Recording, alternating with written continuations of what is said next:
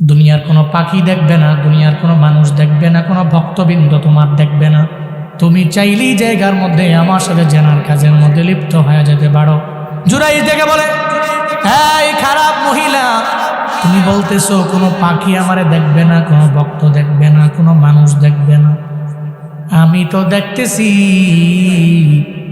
আমার আল্লাহ আমার দিকে তাকায় আছে। আল্লাহ তাকায় আছে। দুনিয়ার কোনো পাখি দেখে না, দুনিয়ার কোনো মানুষ দেখে না, আমার আল্লাহ দেখে কি দেখে না? আল্লাহ দেখে, আল্লাহ জানে, আল্লাহ পাক সব বিষয়ে আমার মাওলার ধারণা আছে। এই বেশ্যা নারী, তোমার সাথে আমি কোনো জেনার কাজের মধ্যে লিপ্ত হতে পারি না। ধমক দিয়ে তারা দিলেন, তুমি আমার থেকে চলে যাও। মহিলা কয়, রং নাম্বারে ডায়াল করলাম। পাহাড় থেকে নেমে যায়, দেখে পাহাড়ের তলদেশে পাদদেশের মধ্যে একটা রাখাল শুয়ে আছে ওই পাহাড়ের নিচে। রাখালের কাজ হলো দিনের বেলা গরু চড়ায়, মহিষ চড়ায়, ভেড়া, ওট, দুম্বা চড়ায়। যখন রাখালটা ক্লান্ত হয়ে শুয়ে পড়লো, মহিলাটা জিয়া কয়, রাখাল রে, ঘুম থেকে ওইটা দেখছ না আমি কে আসছি? সঙ্গে সঙ্গে তারা নখ দিয়া যখন ঘুম থেকে জাগানো হলো, ঘুম থেকে তাকায় দেখে একটা নারীর মতো দেখা যায়। ওই জেনা করবানি, ওই যদি ফ্রিতে মিলে তাহলে অসুবিধা নাই, চলো না জেনায় করি। জেনা করে ফেললো, আমার মাওলার কুদরত, ওই মহিলার পেটের মধ্যে রাখালের বাচ্চাও চলে আসলো। মহিলা এবার গ্রামে গ্রামে দৌড়ায়, সব জায়গার মধ্যে মহিলা যায়। 4-5 মাস 6 মাস পরে মহিলা যে প্রেগনেন্ট মহিলা, এটা বোঝা যায় কি যায় না? এলাকার লোকেরা বলে, বেশ্যা নারী, তোমার পেটের মধ্যে বাচ্চা কার? কে তোমার স্বামী? কে তোমার সাথে এই খারাপ কাজ করলো যার কারণে তোমার পেটের মধ্যে বাচ্চাও চলে আসলো? এটা ওই যে পাহাড়ের মধ্যে দাঁড়ায় দাঁড়ায় জুরাইজ নামক পীরটা নামাজ আদায় করে, নিজের বুজুর্গ মনে করে। এটা ওই পীরের কাজ। আমার পেটের বাচ্চার বাবা হলো জুরাইজ। চিল্লায় পড়বেন, সত্য না মিথ্যা? লোকেরা ক্ষিপ্ত হয়ে গেল যে গোপনে গোপনে বুঝে আকাম কুকাম করা দৌড়ে চলে গেল কয়েকটারে মাইরা মামা। পাহাড়ের চূড়ার মধ্যে গিয়ে দাঁড়ায় গেল। একটা বারো জুরাইজরে বলে না, কেন মারে? জুরাইজরে আঘাত করে কই উপর দিয়ে ফিটফাট ভিতরে সদর গাড়িটা বইলা বইলা মারতে মারতে পাহাড়ের নিচে নিয়ে আসুন। জুরাইজ কয়, দাঁড়াও, আমারে কেন বারবার বারবার মারতে লাগলো? কেন আমারে বারবার মারো? আমার আগে বলো না, মারার রিজন কি, মারার কারণ কি? আমার আগে বলো, এরপরে মারতে পারো, অসুবিধা নাই। সঙ্গে সঙ্গে এবার জুরাইজরে বলতে লাগলো, অন্যায় করলা, এরপরেও তুমি বলো, তুমি বলতেছো আমি কি করলাম? এই জুরাইজ, এই যে বেশ্যা নারীর সাথে তুমি অন্যায় করেছো, জেনার কাজের মধ্যে লিপ্ত হয়ে গেছো। ওই মহিলা বলতেছে, মহিলার পেটের বাচ্চাটা মানে তোমার বাচ্চা, তুমি এই পেটের বাচ্চার বাবা, এই কারণে আমরা তোমারে মারার জন্য আসবো। জুরাইজ কয়, মহিলার পেটের বাচ্চা জীবনেও কোনোদিন আমার হতে পারে না, কিন্তু এলাকার লোকেরা তো মানতে রাজি হয় না। তুমি বললেই তো হবে না, বেশ্যা নারী জীবনেও মিথ্যা বলতে পারে না, তুমি হয়তো মিথ্যা বলো, তাহলে তুমি কোনো অন্যায়ের মধ্যে আসো বলে তুমি নিজেরা ঢাকতে চাও, ঢাকা যাবে না। পারলে প্রমাণ দাও, দলিল দাও, এই পেটের মহিলার বাচ্চাটা যে তোমার না, এই ব্যাপারে আমার প্রমাণ দাও। জুরাইজ মনে মনে চিন্তা করে, এই ব্যাপারে তো বিন্দুমাত্র প্রমাণ আমি দিতে পারবো না, আমি দলিল দিতে পারবো না, এই ব্যাপারে বিন্দুমাত্র পরিমাণ আমি জানাইতেও পারবো না। এই মহিলার পেটের বাচ্চাটা কি আমার নাকি অন্যজনের, কেমনে জানাবো? মনে মনে চিন্তায় পড়ে গেল। মুমিন বিপদে পড়ে গেলে একজনের স্মরণ করে, চিন্তায় বলো তার না। আল্লাহকে স্মরণ করে নিল, আল্লাহকে বলল, মালিক, দুনিয়াতে কত বড় বড় বিপদে পড়েছি, বড় বড় মুসিবতের মধ্যে পড়েছি রে আল্লাহ। বিপদের মধ্যে পড়ে, মুসিবতে পড়ে, জীবনে কোনোদিন আমি তোমার দরবারে কিচ্ছু চাই নাই আমার আল্লাহ, কিন্তু এখন আমার ইজ্জত নিয়ে টানাটানি করতে লাগলো। আল্লাহ গো, তোমার দরবারে আমি আবদার জানাই, আমার সামনে যে বেশ্যা নারীর পেটের মধ্যে বাচ্চাটা আছে, আজকে আমি শাহাদাতি আঙ্গুলের মাধ্যমে ইশারা করব, এটা করার পরে তুমি ওই বাচ্চার জবানটাকে খুলে দিও। জুরাইজ আল্লাহর দরবারে দোয়া করে, আল্লাহ কয়ে মায়ের বদদুয়া যে করলো কবুল হয়ে গেল, শেষ হয়ে গেছে। এখন এবার পালা আমার জুরাইজ বান্দাটার মনের যে বাসনা, এর মানে তার দোয়াটা কবুল করার এখন আমার পালা। এখন তার মায়ের বদদুয়ার লিমিট শেষ, এখন আমার জুরাইজের দোয়া কবুল হওয়া পালা শুরু হয়ে গেল। সঙ্গে সঙ্গে জুরাইজ আল্লাহর দরবারে আবদার জানানোর পরে আল্লাহ কয়ে, জুরাইজ রে, তোর দোয়া আমি মাওলা সঙ্গে সঙ্গে কবুল করে নিলাম। জুরাইজ এবার কয়, এই দাঁড়াও, ওই মহিলার পেটের বাচ্চাটাকে এটা আমি তোমাদের একটু করে জানায়া দিব, আমি বলবো না, এটা তোমরা বুঝতে পারবা, ওই মহিলার পেটের বাচ্চাটাই বলে দিবি। এলাকার লোকেরা হাসি তামাশা করতে লাগলো। যেই বাচ্চা 2.5 বছরে 3 বছরে কথা বলতে পারে না, ওই বাচ্চাটা মহিলার পেটের মধ্যে আছে, সে বলতেছে শাহাদাতি আঙ্গুল দেওয়ার মাধ্যমে বাচ্চাটা কথা বলতে পারে। পাগল টাগল হয়ে গেল নাকি? কি কয়, পাগল হয়ে গেল নাকি? পেটের বাচ্চা কথা কয় কেমনি আবার? জুরাইজ কয়, দাঁড়াও, দেখতে পারবা। কারণ জুরাইজের সাথে সম্পর্ক টাকা, ওই আল্লাহ পারে কি পারে না। কাদের কুদরতদারি বল কামাল, আনতা রব্বি আনতা হাসবি যুল জালাল, তুহি কাদের জলিলুল্লাহ জাহাদার, বহর হালে তুহি মেরা নেগাহদার। আল্লাহর তো কুদরত আল্লাহ পারে। জুরাইজ শাহাদাতি আঙ্গুল দিয়া বলে, ও মহিলার পেটের বাচ্চা, তুমি বলো না তোমার বাবাকে তোমার জবান দিয়ে সবাইনে বলে দাও। আল্লাহ পাক ওই মহিলার পেটের বাচ্চাটার জবান আমার আল্লাহ পাক খুলে দিলেন। সুবহানাল্লাহ, পকেটে তুন বাড়ি যায় কইয়া আরো জোরে সুবহানাল্লাহ। বাচ্চাটার সঙ্গে সঙ্গে বেশ্যা নারীর পেট থেকে জানায় দেয় এলাকার লোকেরা, রে যে জুরাইজ রে তোমরা মারো, ওই জুরাইজ আমার বাবা না, ওই যে পাশে দাঁড়ায় আছে রাখাল, ওই রাখাইল হলো আমার বাবা। হ্যাঁ, যে জুরাইজ রে মারো, ওই জুরাইজ আমার আব্বা না, ওই যে পাশে দাঁড়ায় আছে রাখাল, ওই রাখালই আমার আব্বা। সুবহানাল্লাহ জোরে পড়বেন না। এই জবান খুলে দিয়েছেন কে? খুলে দিয়েছেন কে? যদি কয় বুঝাইতে চাইলাম, তোমার মাও যদি রাগ কইরা উদান্বিত হইয়া একটাবার যদি খালি বদদুয়া করে দিছে, তো করতে দেরি হয়েছে আল্লাহর দরবারে যাইতে।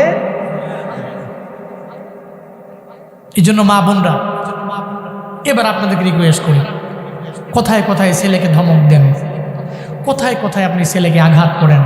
এমন আঘাত, বলেন কি তুই মইরা যা, তোর মধ্যে বললে আমার লাগতো না, তোরে খুদায় দেখে না, ঠাড়া পইরা মরে না।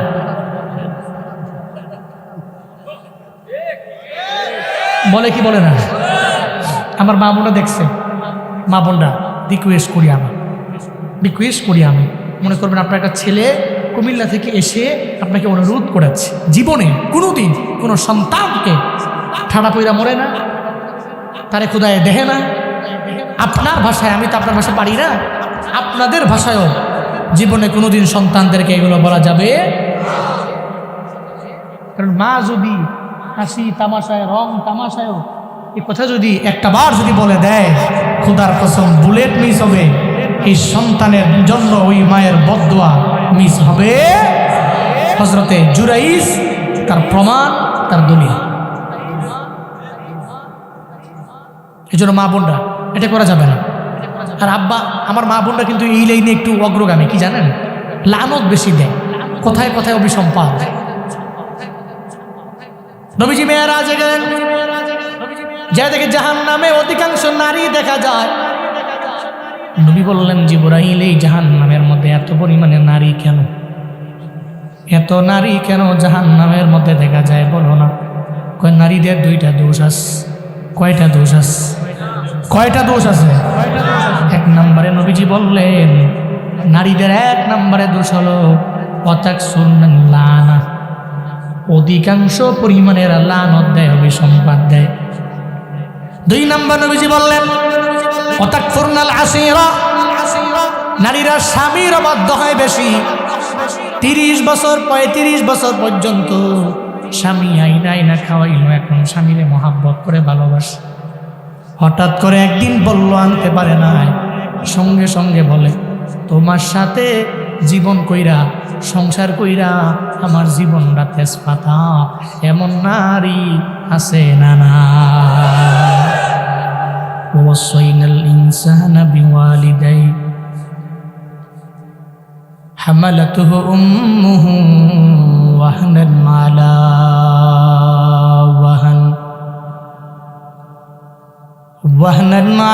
ওয়াহান ওয়া ফিসালুহু ফি আমাইন আনিশকুর লি ওয়া লিওয়ালিদাইহি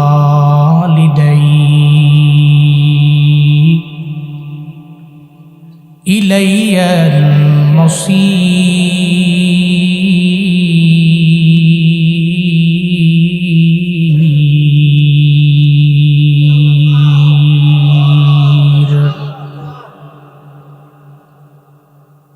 আল্লাহ পাক বলেন চলার পথে আমি আল্লাহ বান্দাদের প্রতি ওসিয়ত করলাম,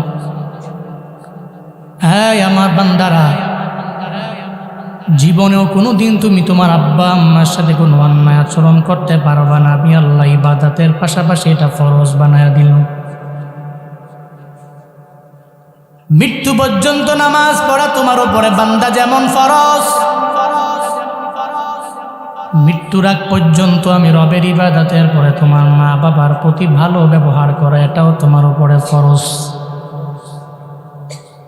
কেন করবা? আল্লাহ আদেশ দিয়েছেন এই জন্য করবা। 2 নম্বরে বাস্তবতার দিকে বান্দা একটু তাকাও না রে বাপ। আল্লাহ পাক বলেন মা বাবার খেদমত কেন করা লাগবে রে গোলাম? দুনিয়াতে আমি আল্লাহ হলাম সরাসরি বান্দা, তোমার মালিক আর মা বাবা দুনিয়াতে আসার 2 জনে হলো উসিলা। যদি মা বাবা না চাইতো আমি জুনায়েদ আল হাবিব দুনিয়াতে আসতে পারতাম না, আপনিও পারতেন না, কেউ দুনিয়ার মধ্যে আসতে পারত। আল্লাহ পাক হলেন সরাসরি আমার তোমার মালিক। আল্লাহর পরে মা বাবা হলো বান্দা তোমার মালিক, মানে দুনিয়াতে তোমার মা বাবাই হলো দুনিয়াতে আসার উসিলা। আল্লাহ বলেন রে গোলাম, ওই মা বাবার খেদমত কেন তুই করবা? কারণ তোমার মায় হামালাতুহু উম্মুহু ওয়াহনান আলা ওয়াহান, গর্ভের মধ্যে নিয়ে কষ্টের পর কষ্ট মা করেছে, অন্য কেউ করে নাই। দুনিয়াতে আসার সময় বালতি বড় রক্ত তো মা তোমার আমার জন্য জড়াইল, অন্য কেউ জড়ায় নাই। আল্লাহ পাক বলেন ফিসালুহু ফি আমাইন, দুনিয়াতে আসার পরে 2টি বছর দুগ্ধপান্ত মায়ে করাইছে, অন্য কেউ করায় নাই।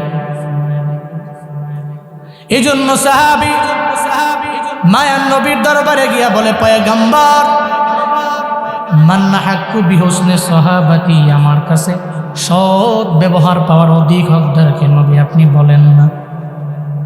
নবী বললেন কালা উম্মুকা, 1 নম্বরে নবীজি প্রথমত বললেন তোমার মা তোমার থেকে ভালো ব্যবহার পাবে। কালা সুম্মা মান, সাহাবী আবার বললেন আমি বললাম ও পয়গম্বর। এরপর কে? নবী বললেন কালা উম্মুকা 2 নম্বরে তোমার মা, 3 নম্বরে আবার কালা সুম্মা মান আমি বললাম। এরপর কে? নবী বললেন কালা উম্মুকা 3 নম্বরেও। এরপরে সাহাবী বলে কালা সুম্মা মান, নবী এরপর কে? নবী বললেন কালা আবুকা। 3 বার নবী মায়ের কথা বললেন, একবার আমার মায়ের নবী বাবার কথা বললেন। 3 বার কেন বললেন? 3টা কষ্ট সন্তানের জন্য মায়ে করতে পারে, বাবায় করতে পারে না। 10টি মাস এই মা গর্ভে নিয়ে নিল, ওটা বাবা এনে নাই, জন্য 1 নম্বরে আমার নবী মায়ের কথা বললেন। দুনিয়াতে আসার পরে বালতি বড় রক্ত মায়ের সন্তানের জন্য ঝরাইল, বাবায় ঝরায় না, এই জন্য 2 নম্বরে মায়ের কথা বললেন। 3 নম্বরে কেন বললেন? দুনিয়াতে আসার পরে 2টি বছর মায়ের দুগ্ধ পান করাইছে, বাবায় করে নাই জন্য 3 নম্বরে মায়ের কথা বললেন। বাবার কথা বললেন 4 নম্বরে। প্রথমে তিনবার কার নাম? এরপর একবার কে বললেন? নবীজি বললেন। কে বললেন? নবীজি বললেন। এখন বলেন তো, নবীজি বলছেন, চিন্তা ভাবনা ছাড়াই বলে দিয়েছেন? হ্যাঁ, চিন্তা ভাবনা ছাড়া তো নবী কোনো কথা বলে না। মা ইয়ানতিকু আনিল হাওয়া ইন হুয়া ইল্লা ওয়াহয়ু ইউহা। আমার নবী তো নিজের থেকে বানায় কোনো কথা বলে না, আল্লাহর পক্ষ থেকে যা আসে তাই বলে। সুবহানাল্লাহ পড়বেন না? এর মানে 3 বার মায়ের কথা বললেন। এখানে অবশ্যই রিজন আছে। আর রিজন হলো মুহাদ্দিসিনে কেরাম বর্ণনা করেছেন, 1 নম্বরে মায়ে 10টি মাস গর্ভে নিয়েছে, 2 নম্বরে বালতি বড় রক্ত ঝরিয়েছে, 3 নম্বরে 2টি বছর দুধ পান করিয়েছে। এই জন্য 3 বার নবী মায়ের কথা বলার পরে 4 নম্বরে আব্বার কথা বলেছে। আল্লাহ পাক বলেন, এই জন্য তুমি তোমার মার ভালো আচরণ করবা। জীবনেও কোনোদিন আব্বা আম্মার সাথে কোনো বেয়াদবিমূলক আচরণ করা যাবে, কারণ যদি এরা দোয়া করে আমার মাওলার দরবারে, বুলেট মিস হয়ে যেতে পারে, ওই দোয়া রবের দরবারে যাইতে দেরি হতে পারে না। মায়ার নবী জানায়া দেয়, সালাসু দাওয়াতিন মুস্তাজাবাত লা শাক্কা ফিহিন্না দাওয়াতুল মাজলুম ওয়া দাওয়াতুল মুসাফির ওয়া দাওয়াতুল ওয়ালিদাইন লিওয়ালাদি। নবী বলেন, ও উম্মত, 3 ব্যক্তি দোয়া করতে দেরি হয়, আমার মাওলা দরবারে যাইতে দেরি হয় না। 1 নম্বরে মাজলুমের দোয়া। আমেরিকার ক্যালিফোর্নিয়ায় আগুন কেন? আগুন নিবানো যায় না। সাংবাদিকেরাও পুরো থ হয়ে গেল, কেন আমেরিকার আগুন নিবানো যায় না? পেরায় পড়ে গেল, কোত্থেকে আগুন লাগলো, কোথায় শেষ হয়ে যাবে, কেন নিবাইতে পারি না? চিন্তায় পড়ে গেল, টেনশনে পড়ে গেল। কক্সবাজারের মুসলমান জুনায়েদ আল হাবিব বলে, আগুন তো দুনিয়ার কোনো মানুষ লাগায় নাই, মাজলুমের চোখের পানি আগুন লাগাইছে, ঠিক কিনা? কি অন্যায় তোমরা করেছো গাজার উপর? কি অবিচার তোমরা করেছো গাজার উপর? কি জুলুম করেছো, কি অত্যাচার করেছো? যেই মুসলমান ভাইদের আমার বিন্দু মাত্র পরিমাণ কোনো অন্যায় নাই, এদের কোনো দোষ নাই, এদের কোনো অপরাধ নাই। কয়েকদিন আগে ইসরায়েলে বলল, ডলার যা লাগবে দিয়া দিব, গাজার হাসপাতাল লাশ যেটা আছে উড়াইয়া দাও। গাজায় বর্তমানে কোনো হসপিটাল নাই। আমার মুসলমান ভাই বোনেরা চোখের পানি ফালায়া ফালায়া কাঁদতে কাঁদতে দুনিয়া থেকে বিদায় নিয়ে চইলা যায়। তোমরাও দিন বললা, পুরো ফিলিস্তিনটাকে ঘুরাইয়া দাও, ডলার যা লাগবে দিয়া দিব। ক্যালিফোর্নিয়া এখন আগুন লাগলো, মাথা নষ্ট হয়ে গেল। বলে ক্যালিফোর্নিয়া আগুন কেমনে লাগলো, কেন লাগলো বুঝি না। কক্সবাজারের মুসলমান, ফিলিস্তিনের গাজার মুসলমানদের আহ শব্দের পাওয়ারে আমেরিকায় আগুন লেগেছে, ঠিক কিনা? আহ শব্দের বড় দাম আছে। আহ আল্লামা শেখ সাদি রহমাতুল্লাহ আলাইহি জগৎ বিখ্যাত একজন ওলিয়ে কামেলের নাম, তার গুলিস্তার মধ্যে ঘটনা আনলেন। আল্লাহর এক বান্দা বড় জালিম, মানুষের উপর জুলুম করে, নির্যাতন করে করে করে বড় ধন দৌলতের মালিক হয়ে গেল। 2 তলা একটা দালান বানাইলো। কয়েকদিন পরে তাকায়া দেখে দালানের মধ্যে আগুন লেগে গেল।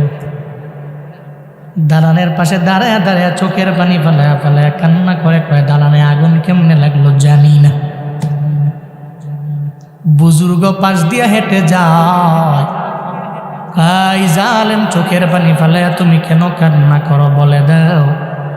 ওই দালানটা 2 তলা দালান আমার পুরে সারকার হয়ে গেল, কেমনে আগুন লাগলো জানি না। বুজুর্গ কয়, গরিব মানুষদের উপরে জুলুম করলা, নির্যাতন করলা, ওই গরিব মানুষদের শব্দের আওয়াজ তোমার দালানের মধ্যে আগুন লাগাইয়া দিয়েছে।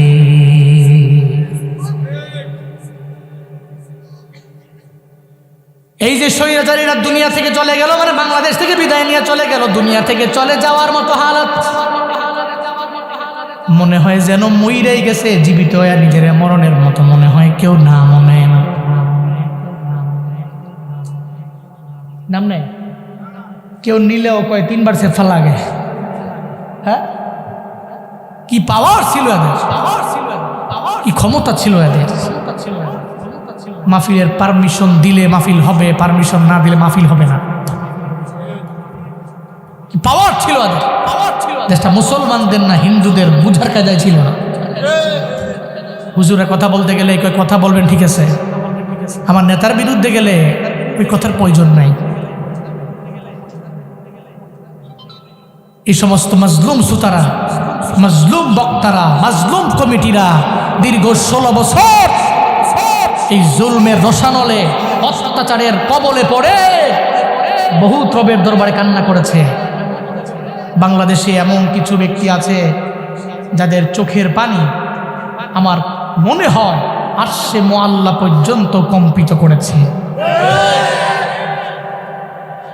ভুলে গেছেন আল্লামা দিলওয়ার হোসাইন সাঈদীর কথা? উনি কি অনেক বড় জালেম ছিলেন? মানুষকে বুঝাতেন, দিনের কথাগুলো বলতেন। অপরাধ তার এটাই। হাজারি সাহেবের এখন অপরাধ আছে। কি অপরাধ? লোক বেশি হয়। আরে কি আমার দেশে কি শুরু হইল এটা? লোক বেশি হয়, এটার অপরাধ। লোক কমক, তাইলে আর কোনো বিরোধিতা নাই। কি অপরাধ ছিল আমাদের। কিন্তু এই মানুষগুলোকে টানা 13 বছর জিন্দানখানায় বন্দি রেখে জেলখানা থেকে মৃত বের করলেন আপনারা। এই ব্যক্তিটার জন্য যে সারা বাংলাদেশের কত ব্যক্তি তাহাজ্জুদের মুসল্লায় বসে কান্না করেছে, খোদার কসম এই ব্যক্তিদের দোয়া আমার মাওলা খালি ফিরায় নাই। চিল্লায় বলতে হবে ঠিক কিনা? চোখের পানি রবের দরবারে যায়, আর সে মুআল্লা পর্যন্ত কম্পন সৃষ্টি হয়। জুলুম, নির্যাতন মানুষকে এমন পর্যায়ে নিয়ে যায় সে কল্পনাও করতে পারে। আল্লাহ মৃত্যু পর্যন্ত আমাদের প্রত্যেককে মানুষের প্রতি জুলুম করা থেকে হেফাজত করেন। আরো জোরে পড়ে না আমিন? আর একটু আওয়াজ করে চিল্লায় পড়ে না আমিন? আল্লামা সাঈদী তুমি মরণী, শহীদ হয়েছ তুমি এটাই জানি। আল্লামা সাঈদী তুমি মরণী, শহীদ হয়েছ তুমি এটাই জানি। কারাগারে কাটালে 13টি বছর, বাতিল কেঁপেছে তোমায় দেখে থরথর। কারাগারে কাটালে 13টি বছর, বাতিল কেঁপেছে তোমায় দেখে থরথর। তুমি যে ছিলে মোদের নয়নমণি, শহীদ হয়েছ তুমি এটাই জানি। আল্লামা সাঈদী তুমি মরণী, শহীদ হয়েছ তুমি এটাই জানি। শহীদ হয়েছ তুমি এটাই জানি। দেখা তো হবে না আর এই ভুবনে, দেখা হবে জান্নাতি ফুল বাগানে।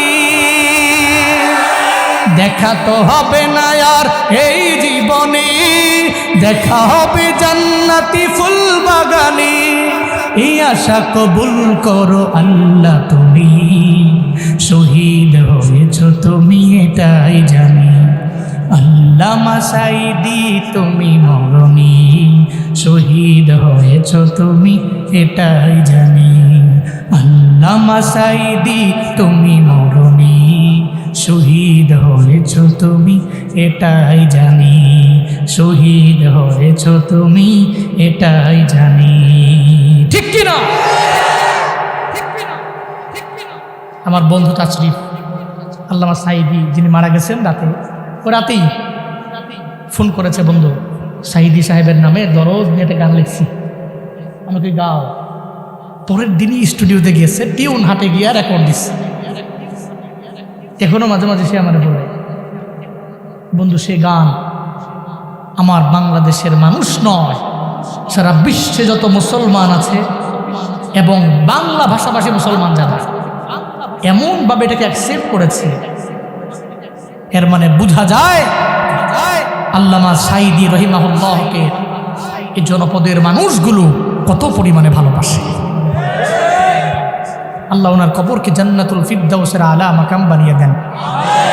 আমাদেরকে ওনার দেখানো পথ মত অনুসারে চলার তৌফিক দান করেন, বিনয়ী হওয়ার তৌফিক দান করেন, অহংকার মুক্ত জিন্দেগি দান করেন, হিংসা মুক্ত জিন্দেগি দান করেন। আল্লাহ আমাদের প্রত্যেককে ঐক্য বানায়া দেন, ইসলামের রাজধানী হিসাবে বাংলাদেশকে কবুল করেন। আরো জোরে পড়েন আমিন। মাজলুমের দোয়া আল্লাহর দরবারে করতে দেরি, যাইতে দেরি হয়। 2 নম্বরে মদিনাওয়ালা নবী জানায়া দিলেন, মুসাফিরের দোয়া আমার মাওলা খালি ফিরায় না। উনি উঠছে কেন? কই যান? হ্যাঁ ঠিক আছে, হ্যাঁ 1 নম্বর হইলে যাওন যায়, এবার ঝামেলাস যাওন যাইব।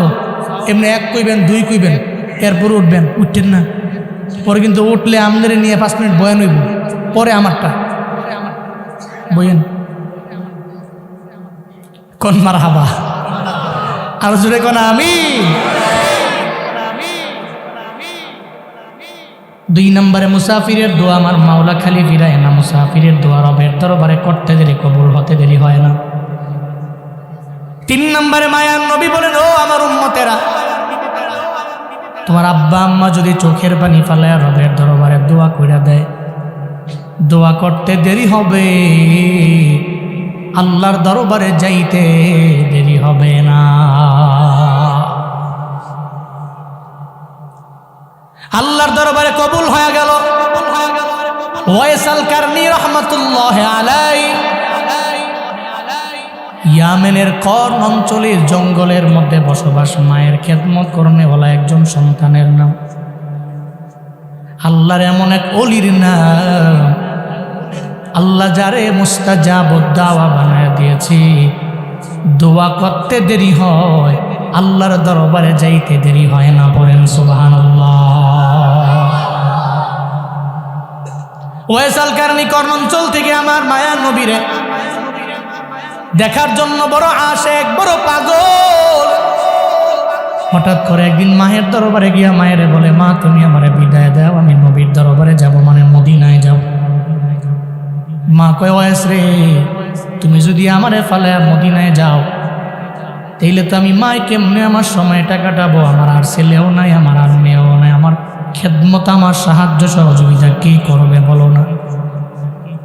ওয়াইস আল কারনীকে যখন মা এই কথা জানায়, ওয়াইস আল কারনী চিন্তায় পড়ে গেলেন। আল্লাহ পাক রব্বুল আলামিন জানায় দিলেন, মা বাবার জীবনে অবাধ্য হওয়া যাবে না। ওদিকে মায়ার নবীর প্রেম, ইশক অন্তরের মধ্যে আছে না নাই? চিন্তায় পড়ে গেলেন। যেহেতু মা বারংবার বারংবার বারণ করে দেয়, মায়ের কথা মানতে যে আমার মায়ার নবীর জিয়ারতে ওয়াইস আল কারনী যাইতে পারলেন না। কয়েক মায়ের খেদমত করব, পুরা জীবনটাই আমি মায়ের খেদমত করে কাটায়া দিব। বলেন সুবহানাল্লাহ। ওয়াইস আল কারনী মায়ের দুয়ার বরকতে কত বড় একজন ওলিয়ে কামেল। কক্সবাজারের চকুরিয়ার যুবকেরা মনোযোগের কান লাগায় শুই না যায়, ওরে বাবা তুমি তো আজকে মারে কথায় কথায় ধমক দাও, একটা ফোন কেনার জন্য মায়েরে বারবার ধমক দাও, ধমক দিও না রে বাপ। কারণ মার বদদুয়া যদি মনের মধ্যে চলে আসে, জীবনেও কোনোদিন উন্নতি সাধন করা যাবে না। ওয়াইস আল কারনীর প্রতি মা বড় পাগল পারা হয়ে গেল। সন্তানটা আমি কথা বলার পরে সন্তান মদিনায় যায় না। আমি মাকে খেদমত করার জন্য আমি মায়ের সঙ্গে পড়ে রইল। সঙ্গে সঙ্গে মুনাজাত ধরে মায় আমার রবের দরবারে আবদার জানায়, ও দয়ার মালিক, আমার ওয়েস আমি মায়ের জন্য এত পরিমাণে পাগল করা হয়ে গেল। আমার ওয়েসকে তুমি জামানার শ্রেষ্ঠ অলিদের একজন অলি তুমি বানায়া দাও। কক্সবাজারের মুসলমান আওয়াজ দাও, মায়ে যদি আল্লাহর দরবারে দোয়াটা মুনাজাত দইরা করে আল্লাহ কবুল করে নিবে কি নিবে না? মা দোয়া করে দিল ওয়াইস আল কারনির জন্য। আল্লাহ গো, ওয়াইস আল কারনি রে তুমি জামানার শ্রেষ্ঠ অলি শুধু না, অলিদের অলি তুমি বানায়া দাও। আমার রবের দরবারে আবদার জানে মা বইলা দেয়। আল্লাহ কয় ওয়াইস কারনির মা, তোমার দোয়া আমি আল্লাহ কবুল করে নিলাম। তোমার ওয়াইস রে জামানার শ্রেষ্ঠ অলিদের অলি আমি বানায়া দিলাম। ওদিকে মায়ান নবী মদিনায়, আল্লাহ পাক রব্বুল আলামিন স্বপ্ন যুগে আমার মায়ান নবীরে দেখায়া দিল, নবী আমার আপনার একজন প্রেমিক আশেক আছে ইয়ামেন অঞ্চলের মধ্যে বাড়ি, যার নাম হলো ওয়াইস আল কারনি। আমি তো তার মায়ের দোয়ার বদৌলতে মুস্তাজাবুদ দাওয়াত তারে বানায়া দিলাম, বড় দামি বানায়া দিলাম, তারে বড় সম্মানী বানায়া দিলাম, তারে বড় ইজ্জত আমি আল্লাহ বানায়া দিলাম। ও পয়গম্বর, এই ওয়াইস আপনার বড় আশেক, আপনারে দেখার জন্য সারা জীবনটা পার করে দিল। এমন একটা হালাতে তার মা তারে নিষেধ করার পরে মায়ের জন্য সে আপনার দরবারে আসতে পারল না। এই জন্য মায়ের দোয়ার বদৌলতে আমি তারে শ্রেষ্ঠ অলিদের অলি আমি আল্লাহ বানায়া দিলাম। আমার মায়ার নবী স্বপ্ন যুগে ওয়াইস আল কারনিরে বারবার দেখার পরে একটা পর্যায়ে ডাকে, ও ওমর ও আলী আমার দরবারে আসুন। দুইজনের নবী ডাইকা নিলেন আর বললেন, আমার মরণের পরে ওয়াইস আল কারনি নামক ব্যক্তিটারে আমার পরনের একটা জুব্বা নিয়ে ওয়াইস আল কারনিরে দিয়া দিবা। আমার পরনের জুব্বা ওয়াইস আল কারনিরে দিবা। হযরতে ওমর বড় অবাক, আলীও তো বড় অবাক হয়ে গেল, চিন্তায় পড়ে গেলেন যে আমরা কি আমার নবীর এত ক্লোজ হতে পারলাম না।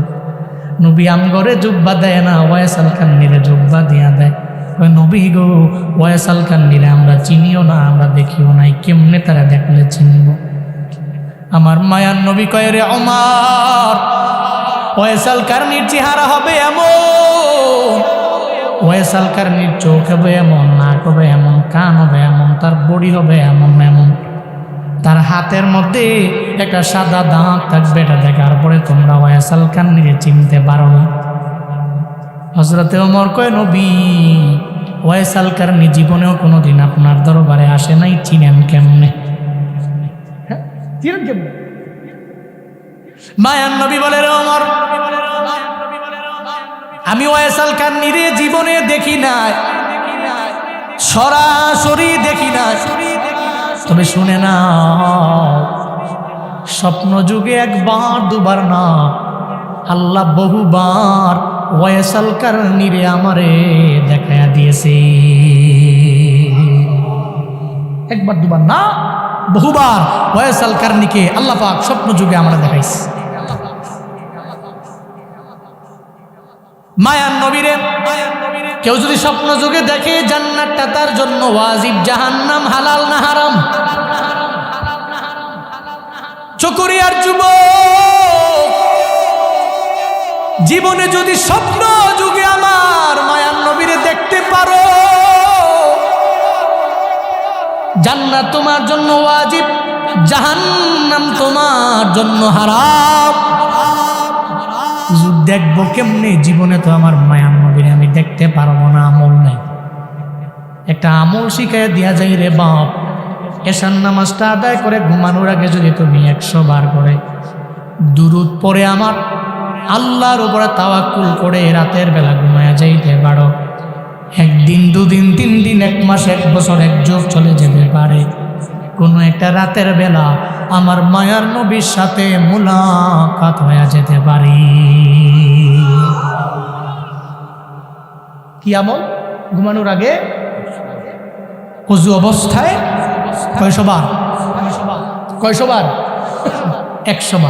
100 বার দুরূদ পড়বেন, সাল্লাল্লাহু আলাইহি সাল্লাল্লাহু আলাইহি সাল্লাল্লাহু আলাইহি মান সাল্লা আলাইয়া ওয়াহিদাতান সাল্লাল্লাহু আলাইহি 10। নবীজি বলছেন, একবার খালি দুরূদ পড়া আমার উপরে, তোমার উপরে 10টা রহমত আল্লাহ পাক নাজিল করবে। এরকম 100 বার পইরা ঘুমায়। উনি উঠছে কে কিও কইজা 1 নাম্বার আপনার কি উছিলা জানগা না যাইব গা দৌড় দিয়া লাইছে গেছে গা বন সাফা দিয়া বন কষ্ট হইতেছে আপনারা দোয়া করে দিব তাহলে বুঝেন বলে না আমি জোরে পড়েন মার হাবা আরো জোরে মার হাবা। নবীরে দেখতে হলে ঘুমানোর আগে কয়শো বার দূরত পড়বো 100 বার কন্টিনিউ আমলটা করবো। খুদার কসম মৃত্যুর আগে স্বপ্ন যুগে আমার নবীরে দেখবেন। নবীরে যদি দেখতে পারেন জান্নাতটা আপনার জন্য ওয়াজিব, জাহান্নাম আপনার জন্য হারাম। এবার বুঝেন ওয়াইস আল কারনি নবীরে দেখছে না, নবী ওয়াইস আল কারনিরে দেখছে স্বপ্নে। আল্লাহ দেখাইছে কি দাম কত, নূরুন আলা নূর। হযরত ওমর আলী নবীজির ইন্তেকালের পরে জুব্বা নিয়ে গেলেন ইয়েমেন অঞ্চলের কর্ন এলাকায়। ওখানে গিয়ে ওয়াইসকে খুঁজছেন, কোথায় ওয়াইস? কেউ চিনে না, সে রাখাল। তো দেখবেন সমাজের নিম্ন শ্রেণীর লোক যারা, এদেরকে মানুষ চিনে না। যারা উচ্চ শ্রেণীর এদেরকে মানুষ এক নামে চিনে। ওয়াইসকে চিনি না। হঠাৎ করে এক রাখাল এসে কয়, ওই রাখাল ওয়াইসের কথা কইতেছে? হ রাখাল। হ্যাঁ তো জঙ্গলে থাকে, মার খেদমত করে। কার খেদমত করে? মার খেদমত করে। জঙ্গলে থাকে, মার খেদমত করে। তবে আমরা দেখেছি বহুবার রাত কি রাত কাটায়া দিয়েছে মুসল্লায় সেজদা দেওয়া অবস্থায়। সুবহানাল্লাহ জুড়ে পড়ে না? মনে করছে হেরা নামাজ পড়ছে তো কি হয়েছে, আমরা পড়া লাগবো? হ্যাঁ, আমাকে তো মসজিদে ঢুকলে খালি ইমাম সাহেব যদি খালি কোনো রকম নামাজের মুসল্লায় যদি একটু যদি খালি লম্বা কেরাতরা রয়েছে ফজরের সময়, পিছন দিয়া তো মোটামুটি এক একজনের মাথা নষ্ট। হুজুর কি বুঝে না আমি ব্যস্ত মানুষ, গরুর থেকে দুগ্ধ দহন করে বাজারে বেচন লাগবো, কাম আছে না বহুত। হুজুরে তো খাই হলে কাম নাই, মোল্লার দূর খালি মসজিদ, খালি বড় বড় আয়াত লয়। হ্যাঁ, মসজিদে খালি কোন সময় ডুইকা কোন সময় খালি বের হবে, হেরে মনে হয় কে জানি মারবে, এরকম মনে হয়। গতি কি নামাজে, 4 রাকাতের নামাজ 1.5 মিনিটই শেষ। আমি কান লিগেল বললাম, মনে হয় যে গতি 5G। কয় জি? 5G বাংলাদেশে নাই। আছে কোথায়? 5G বাংলাদেশে নাই। কই বা আছে বলে? 5G বাংলাদেশে নাই, কিন্তু নামাজের বেলা 5G আছে। মুরগি শুনেন, মুরগি তারা যদি খাবার দিয়া কয় যে তোর পা জ্বললাম, একটু আস্তে আস্তে খাবার খা, হ্যাঁ আরো জোরে খাইব।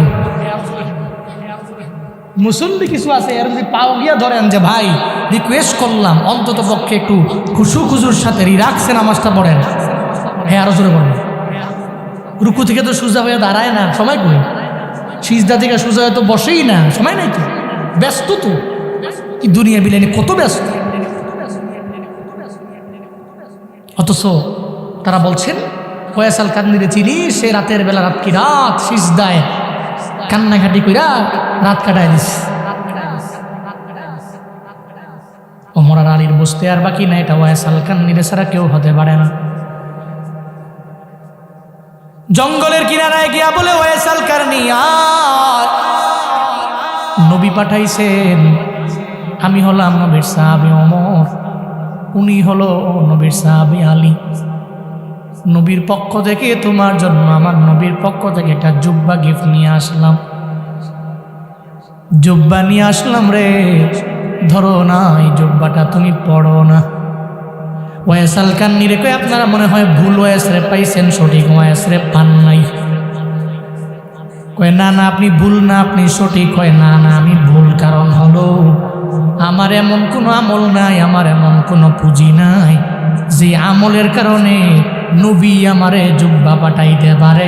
এর মানে বোঝা গেল রিয়েল সত্যিকারের যারা ওলি এবং আউলিয়া পীর, এরা নামের সামনে পেছনে বড় টাইটেল লাগায় না, নিজেকে জাহির করতে চায় না, এরা আল্লাহর সাথে সম্পর্ক লাগানোটাই নিজের জন্য ইজি মনে করে, ঠিক কিনা?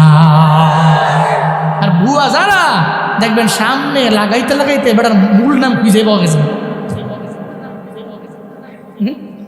এমন কতলা লাগাইছে এর ভিতরে একটাও নেই। এরকম ভণ্ড বাজার পূজারি আছে না নাই? আছে না নাই? যাদের আজহারের কথা শুনলেই জ্বলে। তোমার কেন জ্বলে রে বন্ধু, তোমার কেন জ্বলে? খালি জ্বলে, জ্বালা পোড়ায় দেয়। অথচ উনি আমাদের একটা ভাই, উনি আমাদের ভাই, ওনার কোনো পরিচয় নাই, উনি মুসলমান তো উনি আমার ভাই। আল্লাহ হিংসা মুক্ত এক জিন্দেগি দান করেন। আরো জোরে পড়ে না আমিন? আর একটু আওয়াজ করে চিল্লে আমিন। যারা সঠিক পীর জীবনেও কোনোদিন নিজের বেলায়াত নিজে জারি করার জন্য ব্যানার টানায় মানুষকে বলবে না। যারা ভণ্ড এবং ভুয়া প্রতারক পীর নিজেকে দাবি করে, একমাত্র এরাই এদের সামনে লাগাবে এতগুলা, পিছে লাগাবে এতগুলা, নিজেকে জাহির করবে মানুষের সামনে আমি বড় পীর, কিন্তু উপর দিয়া ফিটফাট ভিতরে ফয়সাল কারনি বলছেন আমি তো সে লোক না, কারণ আমার এই এত পুঁজি নাই যে পুঁজি দিয়া নবীজি আমাকে জুব্বা দিবে, আল্লাহ আমার প্রতি রাজি হবে, পুঁজি আমার। হযরত ওমর আলী সঙ্গে সঙ্গে বলতে লাগলেন নিজেকে আর ঢেকে রাখা যাবে না, নিজের আর গোপন রাখা যাবে না। ফয়সাল কারনি রে, নবীর কাছে তুমি কবুল হয়ে গেলা, আল্লাহর দরবারেও তুমি কবুল হয়ে গেলা। এই জুব্বাটা পইরা যায়া আমার নবীর উম্মতের জন্য দোয়া করতে, আমার নবী তোমারে বই লাগেছে, নবীর উম্মতের জন্য তুমি দোয়া করে দাও।